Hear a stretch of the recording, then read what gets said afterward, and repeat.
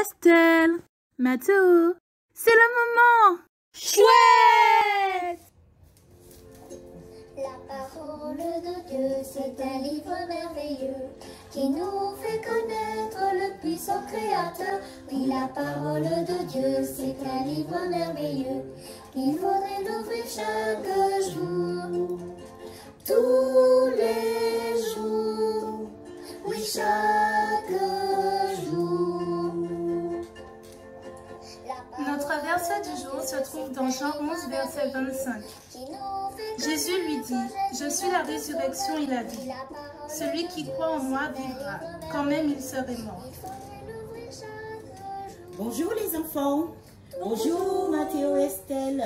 Bonjour. Vous êtes prêts pour notre prochain voyage? Oui. Ah, très bien. Aujourd'hui, notre 43e étape nous conduit dans le livre de Jean, dans le village de Béthanie en Judée. Là vivaient Lazare et ses deux sœurs, Marthe et Marie. C'étaient les amis de Jésus. Waouh, des amis de Jésus, quel privilège! Trop de chance. Tu sais, Mathéo, que Jésus veut que nous soyons tous ses amis? Ah bon? Oui, mais continuons notre histoire. Un jour, alors que Jésus était de l'autre côté du Jourdain, Marthe et Marie lui ont envoyé un message urgent. Lazare est très malade. S'il te plaît, viens vite, Jésus. Mais Jésus n'alla pas tout de suite. Il attendit 2 jours avant de quitter le lieu où il devait s'y rendre. 2 jours, mais je ne comprends pas. Lazare va mourir s'il ne va pas vite. En effet, quand Jésus arriva enfin à Béthanie, Lazare était dans la tombe depuis déjà 4 jours. Eh bien voilà, il est mort depuis 4 jours. Jésus aurait dû être triste alors. Jésus a été triste. Et beaucoup d'autres aussi. Beaucoup de gens sont venus consoler Marie et Marthe naturellement en pleurs. Celles-ci pensaient que Jésus arrivait trop tard. Ah oui, moi aussi j'aurais été trop triste si mon frère mourait. Mathéo, tu vas pas mourir, hein? Non, petite sœur, je suis en pleine forme. Allez, calme-toi Estelle. Écoute la fin de l'histoire. Une fois Jésus arrivé près de la tombe, il parla d'une voix forte et dit, « Lazare, sors de là !» Et celui-ci sortit du tombeau. Il était vivant? Oui, Jésus avait ressuscité Lazare. Ouais! Il est vivant. Marthe et Marie ont commencé à danser. Moi, c'est ce que j'aurais fait. Je ne sais pas, Estelle, si elles ont dansé, mais je suis certaine qu'elles ont couru embrasser leur frère. Ah oui, et surtout, elles n'ont pas oublié de dire merci à Jésus. Ah oui, elles n'ont pas fait comme les 9 lépreux.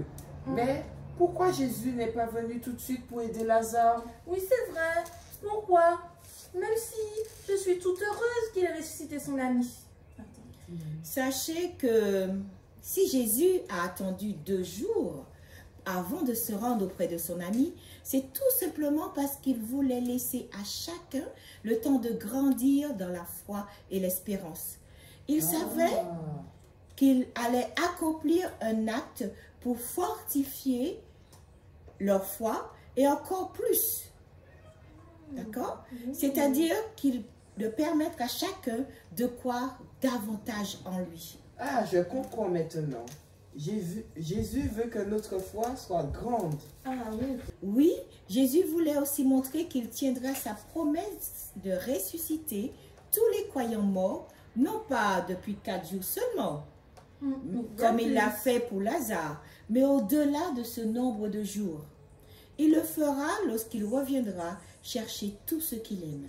Oui, ceux qu'il aime et qui sont morts depuis des milliers d'années, c'est ça? Oui, exactement, ma petite Estelle. On peut lire cette promesse dans 1 Thessaloniciens 4, versets 15 à 17. Voyez-vous les enfants, l'histoire de la résurrection de Lazare nous rappelle aussi qu'il nous faut toujours garder espoir en Jésus.